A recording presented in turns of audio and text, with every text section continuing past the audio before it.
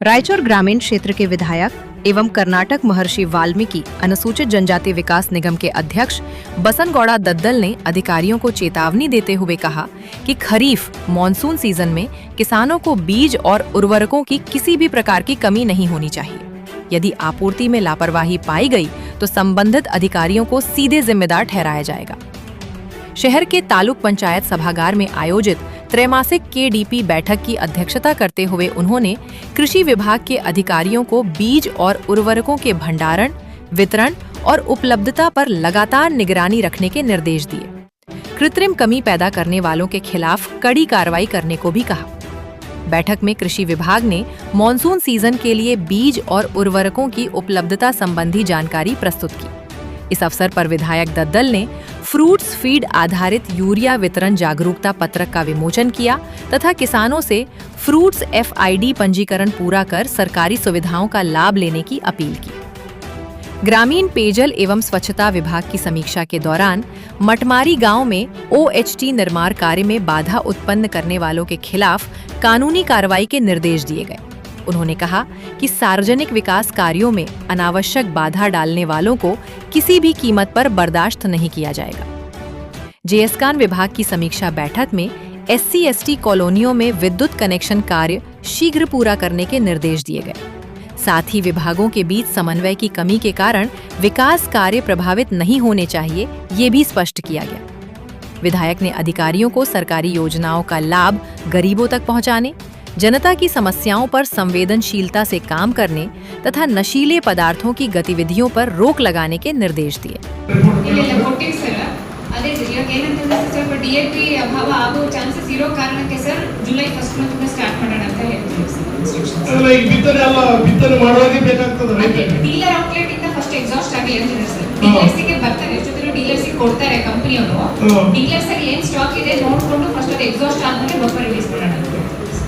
ಈ ತಾಲೂಕಿಗೆ ರಾಯಚೂರು ತಾಲೂಕಿಗೆ ಪ್ರಥಮವಾಗಿ ಕೊಡಲೇಬೇಕು. ನಾನು DC ಅಂತ ಹೇಳ್ತೀನಿ ಇವತ್ತು. ಆಮೇಲೆ ನಾಟಿ ಮಾಡೋದು ಪ್ಲಾಂಟಿಂಗ್ ಬೇರೆ. ಪ್ಲಾಂಟಿಂಗ್ ಅಂದ್ರೆ ಏನಿದೆ? ಮುಂಗಾರು ಕ್ರಾಪ್ ಪ್ಲಾಂಟಿಂಗ್ ಹೇಳಿದ್ರೆ ನೀವು ಇವಾಗ ಜುಲೈ ಫಸ್ಟ್ ವೀಕ್ ಅಲ್ಲಿ ಮೇಜರ್ ಆಗ್ತದೆ ಸರ್. ಇವಾಗ ಯಾಕಂದ್ರೆ ಸೊ ಮುಂಚೆನೆ ಜಾಸ್ತಿ ಹಾಕ್ತಿದ್ರು, ಆ ಕಾರಣಕ್ಕೆ ಏನಂತಾರಲ್ಲ ಆ ಬೇಡಿಕೆಗೆ ಕಮ್ಮಿ ಅನಿಸುತ್ತೆ ಸರ್. ಬಟ್ ಇವಾಗ ರ್ಯಾಷನಲೈಸ್ ಮಾಡಿದಾಗಿದ್ರೆ ಏನು ಪ್ರಾಬ್ಲಮ್ ಆಗಲ್ಲ ಸರ್. ಸ್ವಲ್ಪ DAPನೇ 100% ಇಂಪೋರ್ಟೆಡ್ ಗೊಬ್ಬರ ಸರ್. ಅದು ಎಲ್ಲ ಅಲ್ಲಿ ಸ್ಟ್ರಕ್ ಆಗಿರೋ ಕಾರಣಕ್ಕೆ ಸ್ವಲ್ಪ ತೊಂದರೆ ಆಗ್ತಾ ಇದೆ ಸರ್. ಈಗ ತಾಲೂಕದಲ್ಲಿ ಎಫೈಡ್ ಆಗಿದ್ದು ಏನಾದ್ರು ರೈತರ ಸಂಖ್ಯೆಗಳು ಲ್ಯಾಂಡ್ ಏನು ರೈತರು ಇವಾಗ ಎಲ್ಲ ಸ್ಯಾಚುರೇಷನ್ ಆಗಿದೆ ಸರ್. ಟೋಟಲ್ 90% ಆಗಿದೆ. 90% ಆಗಿದೆ ಸರ್. ಇನ್ನು 10% ಹೆಂಗಿದೆ ಅಂತಂದ್ರೆ ಎಲ್ಲರೂ ಎಫೈಡ್ ಮಾಡ್ಕೊಂಡಿದ್ದಾರೆ. ಹೌದು ಸರ್, ಆಲ್ಮೋಸ್ಟ್ ಎಲ್ಲರೂ. ಅವು ಇವರು ಅದೇ ಒಂದು ಇದನ್ನು ಗಮನಕ್ಕೆ ತಂದಿನಿ ಸರ್. ನಿನ್ನೆ ಜುರಾಲ ಅಕ್ವಿಸಿಷನ್ ಅವರಿಗೆಲ್ಲ ಪಹಣಿ ಇಲ್ಲ ಸರ್. ಅಂತವ್ರಿಗೆಲ್ಲ ಯೂರಿಯಾ ಸಿಗ್ತಾ ಇಲ್ಲ ಅಂತ ಹೇಳಿ ನಿನ್ನೆ ಒಂದು ರೆಪ್ರೆಸೆಂಟೇಷನ್ ಕೊಟ್ಟರು ಸರ್. ಅವ್ರದ್ದು ಗಮನಕ್ಕೆ JDS ಸಾಹೇಬ್ರ ಗಮನಕ್ಕೆ ತಂದಿದ್ದೀನಿ ಸರ್. ಅದಕ್ಕೊಂದು ವ್ಯವಸ್ಥೆ ಮಾಡೋಣ ಅಂತ ಹೇಳಿದ್ದಾರೆ ಸರ್. ಅಂತವ್ರು ಮಾಡ್ತಾರೆ ಸರ್. ಕೆಲವರಿಗೆ ಎಫೈಡ್ ಮಾಡ್ಕೊಳ್ಳೋಕ್ಕಾಗಲ್ಲ. ಲ್ಯಾಂಡ್ ಅಕ್ವಿಸಿಷನ್ ಹೋಗ್ಯಾರ ಸರ್. ಜುರಾಲ ಅಕ್ವಿಸಿಷನ್ ಅವ್ರಿಗೆ ಪಹಣಿ ಇಲ್ಲ ಅಂತೆ ಸರ್. ಅಂತವರಿಗೆಲ್ಲ ಮಾಡ್ತಿದ್ದೀವಿ ಸರ್. ಅವರು ಕಲ್ಟಿವೇಶನ್ ಮಾಡ್ತಾ ಇದ್ದಾರೆ. ಕರ್ನಾಟಕ ಸರ್ಕಾರ ಅದ್ರ ಪಹಣಿ ಕರ್ನಾಟಕ ಸರ್ಕಾರ ಅಂತಾನೆ ಅದು ಸರ್. ಅಂತ ಮಾಡಿಸ್ತೀವಿ ಸರ್. ಓಕೆ. ಈಗ ವೀರ್ಯ ಸ್ಯಾನಿಟೈಸರ್ ಕಾಂಪ್ಲೆಕ್ಸ್ ಎಲ್ಲವನ್ನ ಬಟ್ ಕೃತಕ ಯಾವ ಸೃಷ್ಟಿ ಮಾಡಬಾರ್ದು. ಎಲ್ಲಿ ಸ್ಟಾಕ್ ಅನ್ನು ಮಾಡ್ಕೊಳ್ಳಾರ್ದಾಗ ಅವ್ರನ್ನೆಲ್ಲ ಡೈಲಿ ಸ್ಟಾಕ್ ಬೋರ್ಡ್ ಚೆಕ್ ಮಾಡೋದು. ಇವೇನು ಇಷ್ಟವರೆಗೆ ಚರ್ಚೆ ಆಗಿಲ್ಲ. ಕಳಪೆ ಮಟ್ಟದ ಬೀಜ, ರಸಗೊಬ್ಬರ, ಪೆಸ್ಟಿಸೈಡ್ಸು ಇವೆಲ್ಲವನ್ನ ಬಗ್ಗೆ ವಿಜಿಲೆನ್ಸ್ ಸ್ಟ್ರಾಂಗ್ ಆಗಿ ಮಾಡಿ ಈ ಗೊಬ್ಬರದ ಬಗ್ಗೆ ಎಚ್ಚರವಾಗಿ ಕೆಲಸ ಮಾಡಿದ್ರೆ ಅದು ಕಂಟಿನ್ಯೂ ಮಾಡಿ. ಆಮೇಲೆ ನೀವು ಮೇಲೆ ಬೇಕಾದಾಗ ರಿಪೋರ್ಟ್ಸ್ ಬರೀಬೇಕು. ಇಷ್ಟು ನಮ್ಮ ತಾಲೂಕದ್ದು ಎಷ್ಟು ಬೇಡಿಕೆ ಇದೆ, ಎಷ್ಟು ಕೊರತೆ ಇದೆ ಅಂತ ಒಂದು ರಿಕ್ವಿಸಿಷನ್ ಕೊಟ್ಟಿವಿ ಸರ್. ಓಕೆ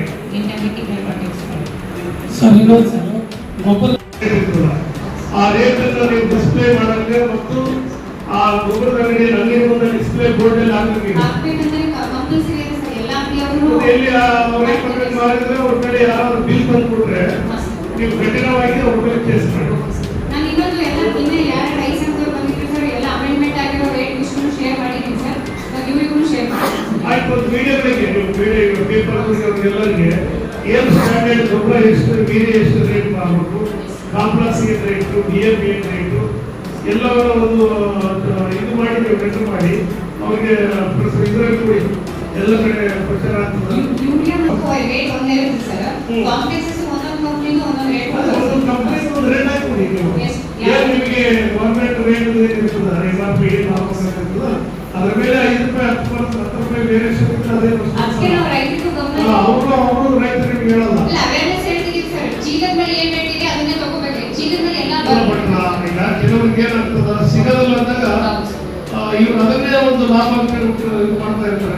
ನೀವು ಅದನ್ನ ಸ್ವಲ್ಪ ಎಲ್ಲ ಕಡೆ ಡಿಸ್ಪ್ಲೇ ಹಾಕಿದ್ರೆ ರೈತರು ಪ್ರಶ್ನೆ ಮಾಡ್ತಾರೆ. ಎಲ್ಲ ಅವರು ರೈತ ಸಂಪರ್ಕ ಕೇಂದ್ರದವರು ನಮಗೆ ಕೃಷಿ ಇಲಾಖೆ ರೇಟ್ ಅಂತ ಹೇಳಿ ಒಂದು ಪತ್ರಿಕೆಯಲ್ಲಿ ಬಂದದ ಮತ್ತು ಈಗ ಸೋಷಿಯಲ್ ಮೀಡಿಯಾದಲ್ಲಿ ಇದೆ ನೀವು ಹೆಂಗ್ ಮಾಡ್ತೀರಿ ಅಂತ ಪ್ರಶ್ನೆ ಮಾಡ್ತಾರೆ.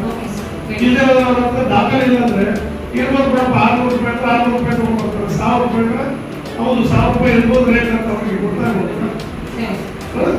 ನಿಮ್ಮ ಎಲ್ಲ ಅಂಗಡಿಗಳ ಡಿಸ್ಪ್ಲೇ ಬೋರ್ಡ್ ಹಾಕಿ ಅಂತ ಹೇಳ್ಬೇಕು. ಮತ್ತು ನಿಮ್ಮ ಕೇಂದ್ರಗಳ ಮುಂದೆ ಕೂಡ ಡಿಸ್ಪ್ಲೇ ಬೋರ್ಡ್ ಹಾಕಿ ಅವ್ರಿಗೆ ಇನ್ಕ್ರೀಸ್ ಮಾಡಿ ಹೋಗ್ತಿರೋದು ಸ್ವಲ್ಪ ದಿನ ಆಗ್ತದೆ. ಕಡಿಮೆ ತರಬೇತಿಗೆ ಯೂನಿವರ್ಸಿಟಿ ಗೊತ್ತಾದ್ರೆ ಇಲ್ಲಿ ಮಾರ್ಕೆಟ್ ಎಲ್ಲಿ ಹೋಗ್ತದ ಸರ್ ಕೆಲವು ಜನ ಬೆಂಗಳೂರು ಪ್ರಚಾರ ಕೆಲವು ಲೋಕಲ್ ಇಲ್ಲೇ ಮಾಡ್ತಾರೆ. ಹೈದರಾಬಾದ್ ಬೆಂಗಳೂರು ಬರುತ್ತೆ ಸರ್.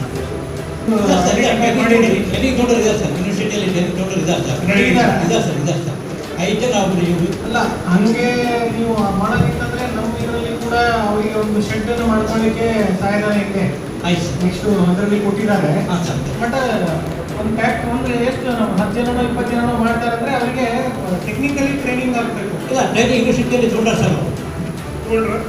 ಸರ್ ಅದು ಒಂದು ಆಮೇಲೆ ಹೈಡ್ರೋಫೋನಿಕ್ಸ್ ಅಂತ ಹೇಳಿ ಅದೀಗ ಒಳ್ಳೊಳ್ಳೆ ನಿಮಗೆ ಮಿಶ್ರ ತಳಿಗಳಿಗೆ ರೈತರಿಗೆ ಏನದ ಮಿಶ್ರ ತಳಿಗಳಿಗೆ ಮತ್ತು ತೋಟಗಾರಿಕೆಗಳಿಗೆ ಇವೆಲ್ಲ ಬೇರೆ ಬೇರೆ ಬೇರೆ ಕ್ರಾಪ್ಸ್ಗಳಿಗೆ ವಿತ್ ಕಮರ್ಷಿಯಲ್ ಕ್ರಾಪ್ಸ್ ಬರ್ತವೆ ನಿಮಗೆಲ್ಲ. ಅವರಿಗೆ ನೀವು ಟ್ರೈನಿಂಗ್ ಕೊಟ್ಟು ಮಾರ್ಕೆಟ್ ಎಲ್ಲಿ ಸಿಗ್ತದಂತ ಕೊಟ್ಟು ಮಾರ್ಕೆಟ್ ಸಿಕ್ಕರೆ ಖಂಡಿತವಾಗಿ ಅವ್ರು ಮಾಡ್ತಾರೆ.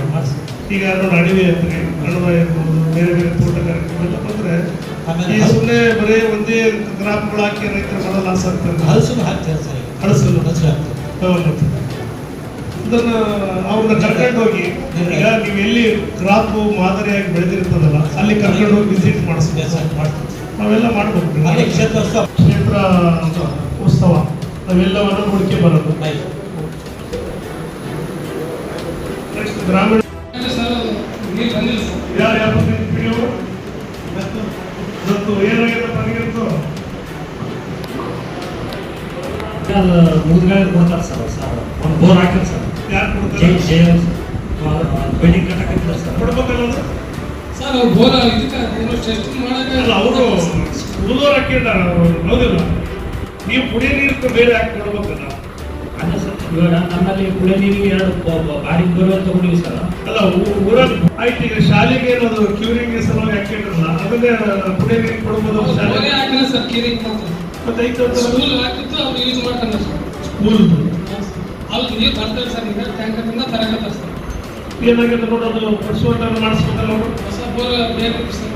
ಅಲ್ಲ ಅವ್ರಿಗೆ ಹೇಳ್ತಾರೆ ನಿಮ್ಗೆ ಜೈ ಸುರೇಶ್ ಈಗ ಅದನ್ನ ಈಗ ಇಷ್ಟು ದಿವಸ ನೀವು ಬಳಸ್ಕೊಂಡ್ರಿ. ಹೌದು ಸರ್. ಈಗ ಅದನ್ನ ಪ್ರೆಸ್ ಏನನ್ನ ರೀಪ್ರೆಸಿಂಗ್ ಮಾಡಿ ಅದನ್ನ ರೆಡಿ ಮಾಡಿಸಿ ಎಲ್ಲ ಶಾಲೆಗೆ ಕೊಡೋದು. ಆಯ್ತು ಸರ್. ನೀರು ಇಳುವರಿ ಕಡಿಮೆ ಆಗಿದಂತ ಇದು ಮಾಡಿ ಪ್ರೆಸ್ಸಿಂಗ್ ಮಾಡಿಸಿ ಎಲ್ಲ ರೆಡಿ ಕ್ಲೀನ್ ಮಾಡಿ ಕೊಟ್ಟರೆ ಆ ಶಾಲೆಗೆಲ್ಲ ತೆಗೆದು ಯಾಕಂದ್ರೆ ಈ ಮೇಲೆ ಕ್ಲಾಸ್ ಹೋದ್ರೆ ಹೋಗಿ ಮತ್ತೆ ಇವ್ರು ಬರ್ಬೇಕು ಕೆಳಗೆ ಬರೀ 1% ಇನ್ಕ್ರೀಸ್ ಆಗ್ತದೆ. ಸ್ವಲ್ಪ ಸಂಖ್ಯೆ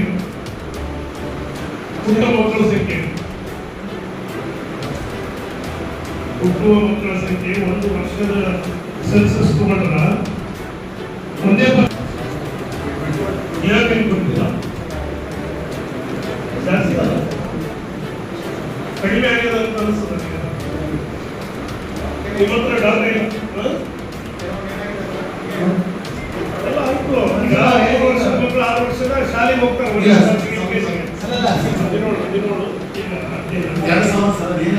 LKG UKG ಸ್ಟಾರ್ಟ್ ಆಗಿದೆ ಸರ್. ಎಜುಕೇಶನ್ ಡಿಪಾರ್ಟ್ಮೆಂಟ್ ಈಗ ಆ ಮಕ್ಕಳೇ ನಮಗೆ ಟ್ರಾನ್ಸ್ಫರ್ ಆಗುತ್ತೆ.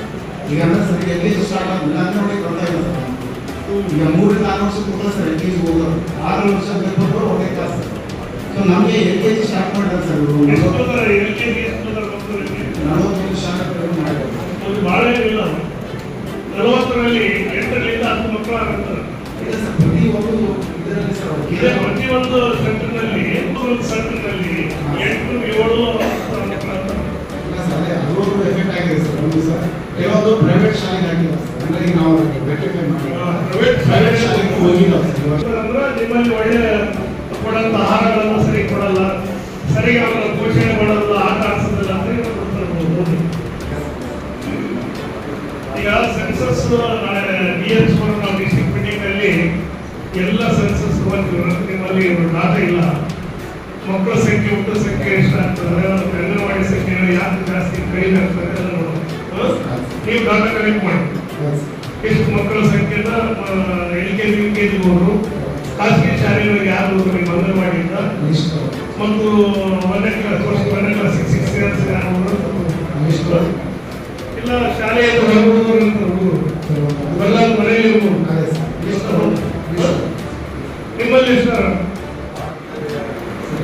ಅಲ್ಲ ಪ್ರಯತ್ನ ಇದು ಅವರು APF ಅದನ್ನು ಸ್ಯಾಲರಿ ಆಗ್ತಿಲ್ಲ, ಬಟ್ ಪರ್ಚೇಸ್ ಮಾಡೋದು ಸ್ಯಾಲರಿ ಮಾಡ್ತಾರೆ. ಶಾಲೆ ಬಂದಿದ್ರು ಎಲ್ಲ ಶಾಲೆ ಬರ್ತಾರೆ, ಸ್ಯಾಲರಿ ತಗೋತಾರೆ ಸರ್. ವಾರದಲ್ಲಿ ನಂದಿನಿ ಇರ್ತದೆ ಸರ್, ನಮ್ಮ ಕೇಕ್ ಹಾಕಿದ್ರೆ ಸಪ್ಲೈ ಆಗ್ತದೆ.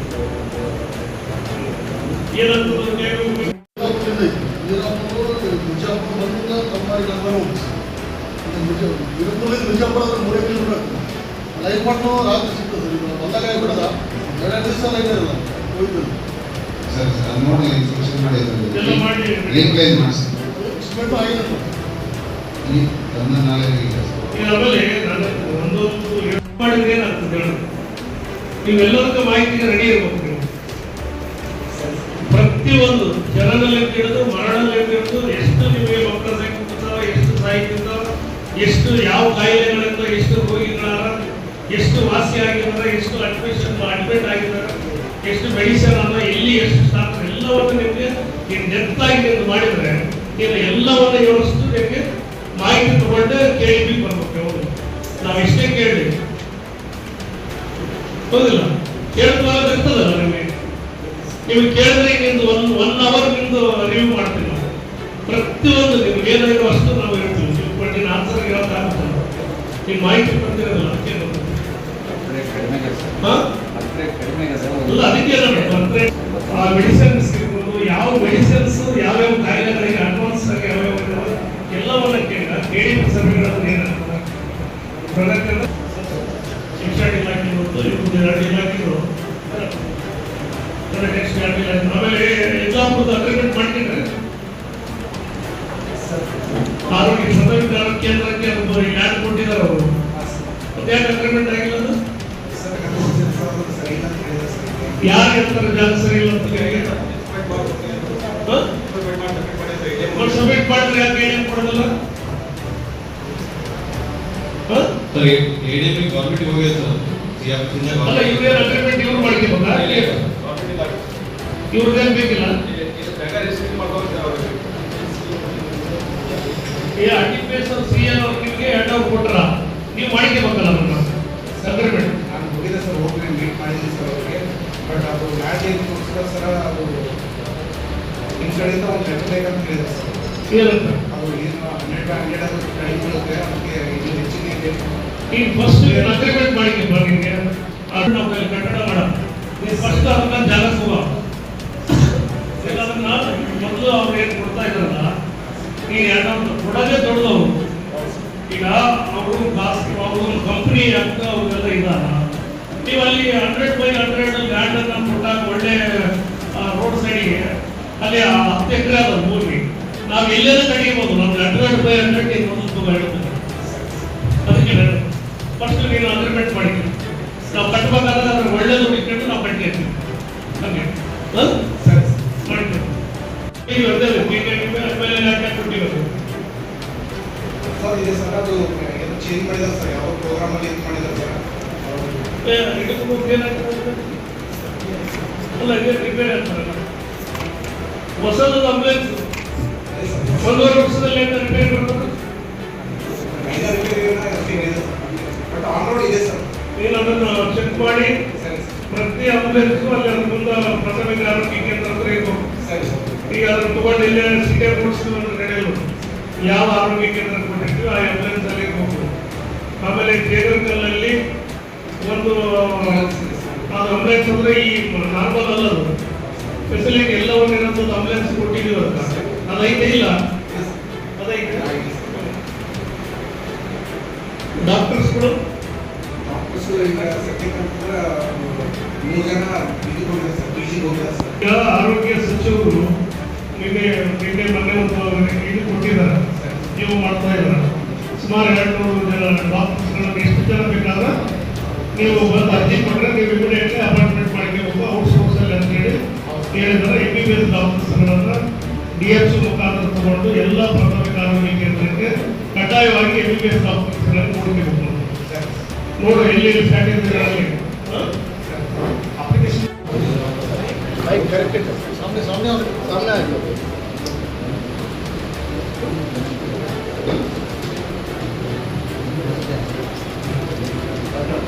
सर्विसों का सर प्रपोजल हमने भेजा हुआ है स्टेट गवर्नमेंट के पास। तो जैसे ही वो प्रपोजल बना तो sir cost of land acquisition state government clear करेगा, कॉस्ट ऑफ कंस्ट्रक्शन आने चाहिए सर्विस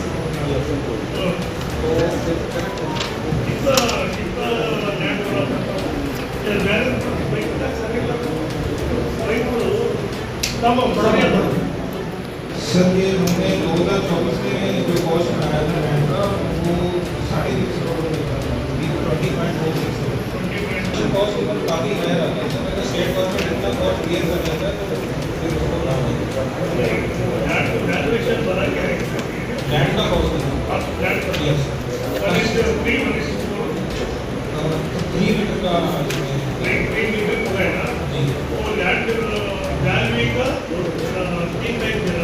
कंपटीशन कितने बार देख हाँ एक्विजिशन सर वो 4 गुना है, 4 टाइम्स मिला के है sir total cost 20.46 crore. State government दिया था यस सर, अप्रूव करा यस सर। पहले आपका 6 मीटर का पहले थोड़े बात नहीं ये सर हमारे चेयरमैन NHI ने स्टेट गवर्नमेंट को रिटर्न में दिया हुआ है सर, तो रिटर्न में है वो रिटर्न दिया से थोड़ा एक साथी सर। कम होता है यस, इससे सुविधा काफ़ी हो जाएगी वो सर। इसी करेगा यस किसान लोग Yes. को भी है यस तो ट्राई करेंगे। जी सर।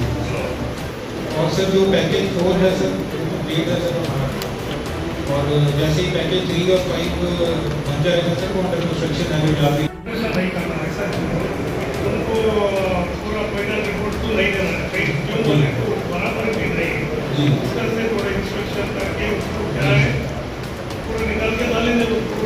नहीं हमने काफ़ी करवाया, आपसे फोटोज भी शेयर करेंगे सर।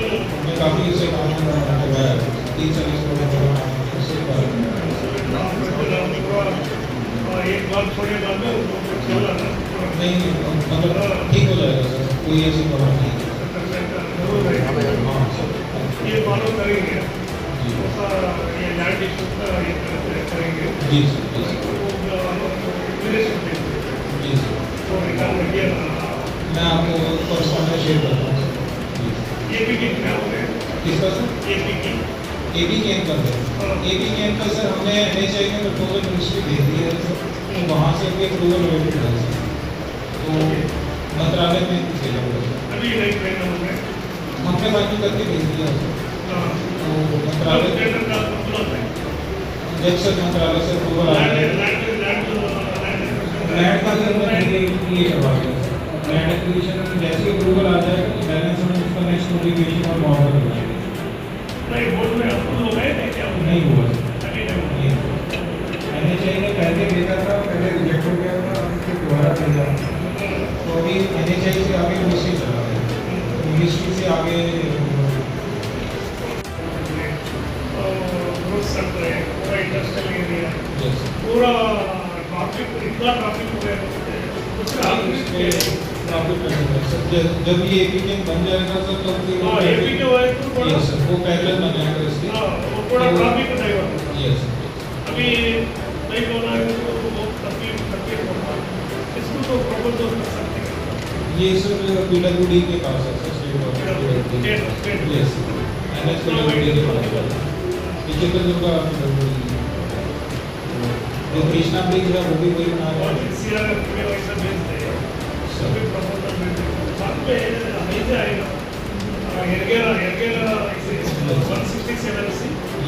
हैदराबाद कनेक्टिंग वो तरफ से आए हो कनेक्टिविटी कर सकते हैं। मैं चेक करता हूँ वो 167 हैदराबाद को से नेशनल लेवल जो बेसन नहीं, हैदराबाद बेंगलुरु पर्टिकुलर हैदराबाद टू बेंगलुरु, हैदराबाद से बेंगलोर। मैं उसको चेक करता हूँ उसको कनेक्ट करें कैसे कनेक्ट। ये ट्रैफिक कितना ऐसा चले ठीक है, तो एक 80 किलोमीटर 80 किलोमीटर को 2 हाईवे कनेक्ट मैं चेक करता हूँ। अभी ये सेवन करने की कर दिया मुझे उसमें एक मीटिंग हुआ है, 6 चल रहे काम करना है सर। उसमें कुछ लैंड पे अभी बैलेंस तो 6 यस, तो उसमें डिस्ट्रिक्ट एडमिनिस्ट्रेशन के नोटिस को अभी और 6 लाइट्स का तो है बादल को वही बात है वहाँ से वो भी इशू है शुरू हो गया सर। नहीं बादल को वही बात है वो तरफ तो स्टार्ट में उसमें थोड़ा स्लो है, स्लो है बहुत स्लो है। हालांकि रेट स्लो है। 6 अच्छा चल रहा है 6 अच्छा चल रहा है, टैगिंग 5 भी हमारा स्लो है। यस, तो वो भी अब पेज में हो जाएगा। अभी 2-2 किलोमीटर हमारा दोनों पैकेज उसमें पेंडिंग लग रहा है। आप कनेक्टिविटी करते हो पूरा यस, पूरा ऐसा करते हैं तो एयरपोर्ट पूरा ये पूरा इंडस्ट्रियल easy हो जाएगा। महाराष्ट्र से पूरा दूसरे क्लास आप गए तो था लाइक कनेक्टिविटी अभी चलेगा एम्स चले गए हमारे बहुत से बिल्कुल लाइक IIT चले गए अब एम्स आना पड़ता एम्स आना बोले तो हाईवे कनेक्टिविटी हाईवे चालू करना एयरपोर्ट को चालू करना ये सब चीजें बहुत बड़ा नहीं, वो प्री रिक्विजिट्स हैं जब एम्स को डिसाइड करता है तो वो सारी चीज़ें इसका से आप फास्ट करें तो नहीं सर, कोशिश पूरी है। अभी अच्छा है ना वो अभी पहला वो रिव्यू में है सर। अभी एक महीने में 2 महीने 3 महीने में हो सकते हैं। हाँ सर, ಹೊಸ ಮುಖ್ಯಮಂತ್ರಿಗಳು ನಾವು ಮೊನ್ನೆ DK ಶಿವಕುಮಾರ್ ಸಾಹೇಬ್ ಬಂದ್ಮೇಲೆ ಏನ್ ಪಾಸ್ಗಳು ಕೊಡಬೇಕು ಕಡ್ಡಾಯ ಅಂತ ಹೇಳಿದ್ರು, ಫ್ರೀ ಪಾಸ್ಗಳು ಎಷ್ಟು ಈ ಪಾಸ್ಗಳು ಮಾಡಿದ್ರಿ ಈಗ?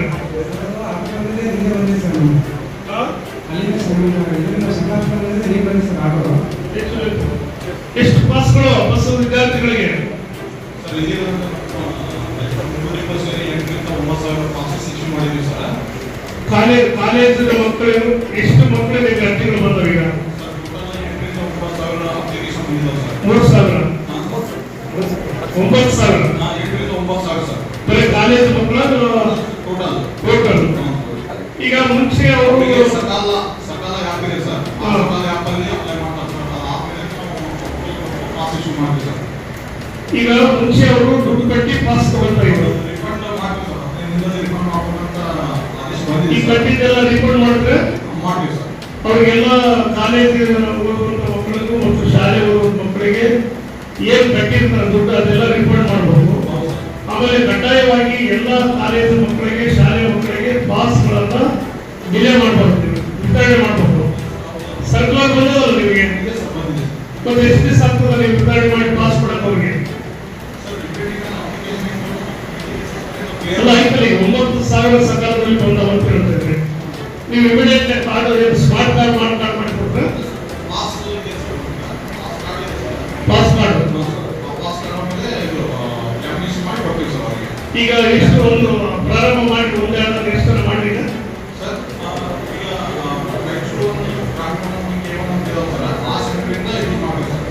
ಈಗ ಒಂದು ಕೆಲಸ ಮಾಡೋಣ, ಈಗ ಒಂದು ಪಾಸ್ಗಳಲ್ಲಿ ಎಲ್ಲ ರೆಡಿ ಮಾಡ್ರಿ.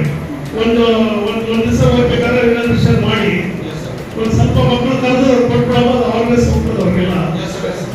ಅದನ್ನ ಎಷ್ಟು ದಿವಸ 2-3 ದಿವಸದಲ್ಲಿ ಮಾಡ್ಬೋದಾ? ನೀವು ಪಾಸ್ಗಳೆಲ್ಲ ರೆಡಿ ಮಾಡ್ಕೊಂಡ್ಬಿಡ್ರಿ. ಈಗ 9,000 ಬಂದವಲ್ಲ 3 ದೀಪದಲ್ಲಿ ಎಷ್ಟು ಪಾಸ್ಗಳಿರ್ತೋ ಆ ಪಾಸ್ಗಳನ್ನು ರೆಡಿ ಮಾಡಿದ್ದೀವಿ. ಒಂದಲ್ಲಿ DC ಆಫೀಸ್ ಮುಂದೆ ಯಾವುದೋ ಡಿಪೋದಲ್ಲಿ ಮಾಡಿ ಯಾವ ಮಕ್ಕಳಿಗೆ ಶಾಲೆ ಮಕ್ಕಳಿಗೆ ತೊಂದರೆ ಆಗಬಾರ್ದು, ಯಾವ ವಿದ್ಯಾರ್ಥಿಗಳು ನಮಗೆ ಪಾಸ್ ಕೊಟ್ಟಿಲ್ಲ ಅಂತ ಅನ್ಬಾರ್ದು, ಸುಮ್ಮನೆ ಅಲಿದಾಡಿಸ್ಬಾರ್ದು. ಅವ್ರಿಗೆ ಏನ್ ಬೇಕು ಅವ್ರಿಗೆ ಶಾಲೆ ದಾಖಲೆ ಆಗಿರೋದು ಅವೆಲ್ಲ ಏನೇನು ಬೇಕಂತ ತಗೊಂಡು ಇಮಿಡಿಯೇಟ್ಲಿ ಪಾಸ್ಗಳನ್ನು ಇಶ್ಯೂ ಮಾಡಬೇಕು.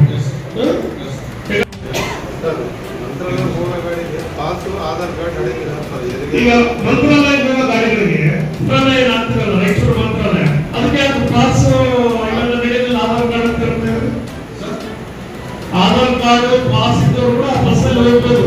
ನಮ್ಮ ಭಾರತದಿಂದ ಹೋಗ್ಬೋದಲ್ಲ. ಮತ್ತೆ ಈಗ ಏನ್ ಹೇಳ್ತಾರೆ ಅವರು, ಇದು ಮಂತ್ರಾಲಯ ಕೊಂಡಾಗ ಈ ಬಸ್ಸಲ್ಲಿ ಪಾಸ್ ಇಲ್ಲ ಅಂತ ಹೇಳ್ತಾರಂತ.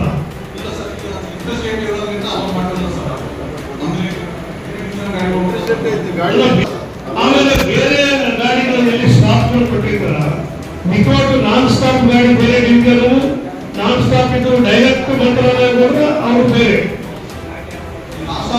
ನೀವು ಯಾರು ರಾಯಚೂರು ಡಿಪೋ ಗಾಡಿ ಅದ್ರಾಗ 60% ಗಾಡಿ ಯಾರಿಗಾರ ಕಾಪಿ ಇಲ್ಲ, ಮಾಧವರಾದ ಮಂತ್ರಾಲಯ. ನಾನ್ ಸ್ಟಾಪ್ ಗಾಡಿ ಅಂತ 60% ಗಾಡಿ ಯಾರಿಗಾರ ನನಗಿಲ್ಲ. ನಾನ್ ಸ್ಟಾಪ್ ಗಾಡಿ ಎಷ್ಟವ? 12 ಗಾಡಿ. ಅದೇ ಟೈಮಿಗೆ ಸ್ಟಾಪ್ ಗಾಡಿಗಳು ಕೂಡ ಹೋಗ್ಬೋದು.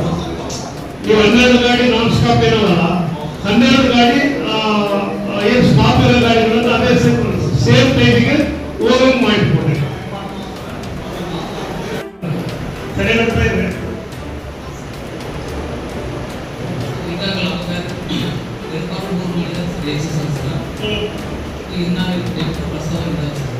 ಅಲ್ಲ, ಎಲ್ಲಿಂದ ಸ್ವಲ್ಪ ಕೇಸ್ಗಳಾಗ್ತದೆ. ನೀವಷ್ಟು ಎಲ್ಲಿ ನಿಮ್ಮ ಕೇಸ್ಗಳನ್ನ ಅದೇ ನಮಗೆ ಭಯನೇ ಇಲ್ಲ, ನಿರ್ಭಯವಾಗಿ ಇದನ್ನೆಲ್ಲ ಡ್ರಗ್ಸ್ಗಳು ಬರೋದಿರ್ಬೋದು, ಆ ಸೇಲ್ಸ್ ಪೌಡರ್ಗಳು ಬರೋದಿರ್ಬೋದು, ಎಲ್ಲ ಕಡೆ ನಡೀತದೆ ರಾಜರೋಷವಾಗಿ. ಕೈಗೊಂಡಿದ್ದೀವಿ ಸರ್. ಈ ಒಂದು ವರ್ಷದಲ್ಲಿ 49 ದಾಖಲಿಸಿದ್ವಿ ಸರ್, ಮತ್ತು 50 ಕೇಸು 79 ಕೇಸಸ್. ಈಗ ಡ್ರಗ್ಸ್ ಕೇಸ್ಗೆ ಸೆಕ್ಷನ್, ಈ ಸೇಫ್ಟಿ ಸೆಕ್ಷನ್ಗೆ ಡಿಫರೆನ್ಸ್ ಅಲ್ಲ. ಸೇಲ್ಸ್ ಪೌಡರ್ ಏನದು? MBBS ಅಲ್ಲಿ ನಾವು ಅರೆಸ್ಟ್ ಮಾಡಿ ನೋಟಿಸ್ ಕೊಟ್ಟು ಬಿಡ್ಬೋದು ಸರ್. ಈಗ ನಿಮಗೆ ಅದು ಯಾಕೆ ತಡೆಗಟ್ಟಕ್ಕೆ ಆಗ್ತಾ ಇಲ್ಲ ಪೌಡರ್ ಮಾರೋದಂದ್ರೆ, ನಿಮಗೆ ಈಸಿಯಾಗಿ ಸುಮ್ಮನೆ ನೋಟಿಸ್ ಕೊಟ್ಟು ಕೊಡ್ತಾ ಇದ್ರಿ. ನೀವು ಅದನ್ನ ಡ್ರಗ್ಸ್ ಕೇಸಿಗೆ ವ್ಯಾಪ್ತಿಯಲ್ಲಿ ಅದನ್ನು ತಗೊಂಡ್ಬರೋದಕ್ಕೆ ಈಗಾಗಲೇ ನಾನು ಮೊನ್ನೆ ಹೋಗಿ ಹೋದಾಗ ಅಬ್ಕಾರಿ ಸಚಿವರು ಕೂಡ ಹೇಳಿದ್ವಿ. ನಿಮಗೆ ಇದನ್ನ ಸಂಪೂರ್ಣ ತಡೆಗಟ್ಟಬೇಕಾದ್ರೆ ನೀವು ಸ್ಟ್ರಾಂಗ್ ಆಗಿ ಸೆಕ್ಷನ್ ಅನ್ನು ಇರ್ಬೋದು. ಯಾವುದೋ ಹೋಗರಾಜ್ ಸೆಕ್ಷನ್ಗಳು ಇಟ್ಕೊಂಡು ಈಗ ಎಷ್ಟು ತಿಂಗಳಿಗೆ ನೋಟಿಸ್ ಕೊಟ್ಟರು ಯಾರು ಹೋಗ್ತಾ ಇದ್ದೀವಿ ಮಾಡ್ತಾರೆ? ಅದೇ ದಂಧೆ ಮಾಡ್ತಾ ಇದ್ದಾರೆ ಎಲ್ಲ.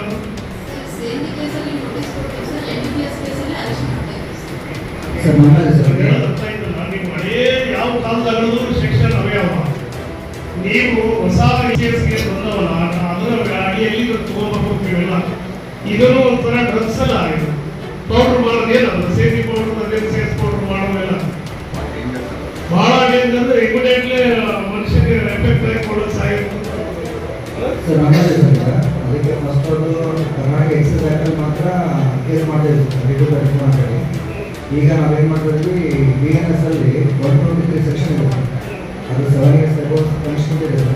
ಕಂಪಲ್ಸರಿ ಸೆಕ್ಷನ್ ಹಾಕಿ ಅರೆಸ್ಟ್ ಮಾಡಬೇಕು, ಡೈರೆಕ್ಟ್ ನೋಟಿಸ್ ಕೊಡ್ತಾ ಇರುತ್ತೆ. ಸೇಫ್ಟಿ ಆರ್ಡರ್ ಮಾಡೋಕೆ ಕಂಪಲ್ಸರಿ ಬೇಸಿಸ್ 123 ಸರ್. ಅದು 123 BNS ಕೇಸ್ ಮಾಡಿ ಅರೆಸ್ಟ್ ಮಾಡ್ತಾರೆ. ಅವರಿಗೆ ಎಜುಕೇಷನ್ ಎಕ್ಸೈಸ್ ಡಿಪಾರ್ಟ್ಮೆಂಟ್ ಇರ್ತಾರೆ.